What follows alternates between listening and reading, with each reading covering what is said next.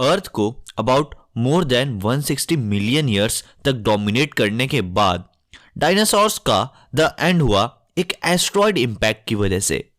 Around 66 million years पहले जब एक asteroid about 10 kilometres wide earth से आकर टकराया, जिसने अर्थ पर major earthquakes, tsunamis, volcanic eruptions और क्लाइमेट कैटेस्ट्रॉफीज कॉज की, जिससे 75% of all living creatures extinct हो गए।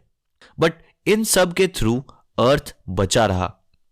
हेलो फ्रेंड्स, मैं हूं शुभम और ये है स्पेस इनफिनाइट पॉडकास्ट। और इस एपिसोड में हम डिस्कस करने वाले हैं एस्ट्रॉयड इंपैक्ट और अर्थ के बारे में। फ्रेंड्स, क्या हमारा अर्थ इम्यून है एस्ट्रॉयड इंपैक्ट से? और नहीं तो आखिर एक कैसा इंपैक्ट एंटायर अर्थ को डिस्ट्रॉय कर सकता है? और ये ऑब्जेक्ट आखिर कितना बड़ा हो सकता है जो अर्थ को डिस्ट्रॉय करेगा? इसका शॉर्ट आंसर है कि ऑलमोस्ट एक प्लेनेट जितना बड़ा रॉक ही अर्थ को डिस्ट्रॉय कर सकता है। एक मार्स से भी बड़े ऑब्जेक्ट ने हिट किया था अर्थ को पास्ट में, जिससे इवेंचुअली मून फॉर्म हुआ विदाउट डिस्ट्रॉइंग अर्थ। इसे जायंट इंपैक्ट हाइपोथेसिस कहते हैं, जो कि एक साइंटिफिक थ्योरी है जो सजेस्ट करती है एक मार्स साइज प्लैनेट नेम थिया अर्थ के साथ कोलाइड हुआ था 4.5 बिलियन ईयर्स पहले, जिससे बहुत सारा डेब्री स्पेस में एक्यूमुलेट हुआ और मून फॉर्म हुआ। रेदर देन हमारे प्लैनेट को कंप्लीटली ऑब्लिटरेट करने के, साइंटिस्ट ने थियराइज किया कि थिया के कोर और मेंटल का पार्ट फ्यूज हो गया हमारे अर्थ में। साइंटिस्ट का मानना है कि लाइफ मोस्ट प्रोबेबली अपीयर हुई होगी अर्थ पर as early as 4.4 billion years पहले, यानी कुछ मिलियन ईयर्स के बाद हाइपोथेटिकल थिया इंपैक्ट के।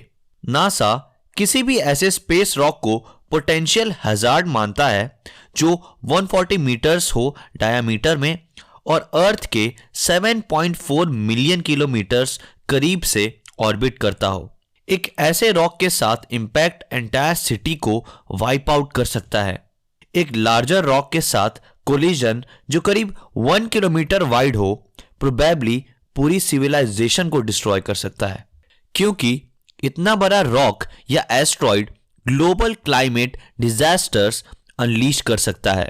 और अगर एक डायनो किलिंग साइज का एस्ट्रॉयड अराइव होता है अर्थ पर, तो वो प्रोबेबली ह्यूमंस और इवन दूसरी काउंटलेस स्पीशीज को भी इजीली एक्सटिंक्ट कर सकता है। Broadly speaking, initial impact create करता है एक वास्ट फायरबॉल जो किसी को भी खत्म कर देगा जो उसकी रेंज में होगा।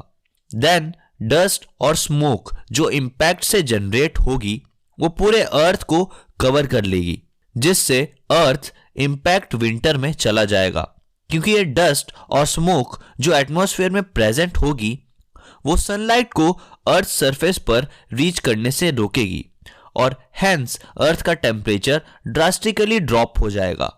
धीरे धीरे प्लैनेट और एनिमल लाइफ पेरिश हो जाएगी प्लैनेट से और सिर्फ बहुत छोटे ग्राउंड ड्वेलिंग एनिमल्स ही सरवाइव कर पाएंगे।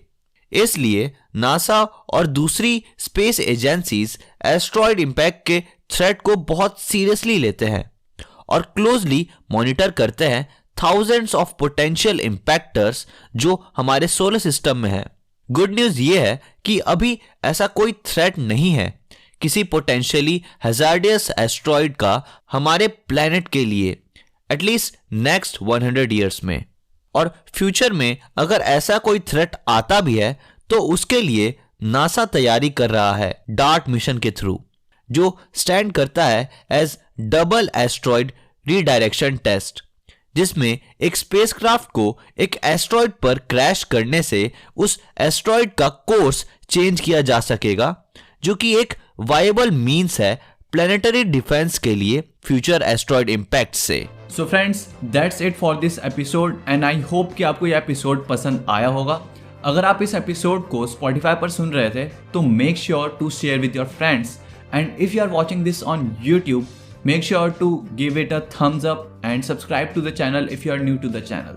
और मुझे आप कमेंट सेक्शन में बताइए कि हम और किन टॉपिक्स पर वीडियोस या फिर ऐसे पॉडकास्ट या फिर इन टॉपिक्स को और कैसे इंटरेस्टिंग तरीके से डिस्कस कर सकते हैं।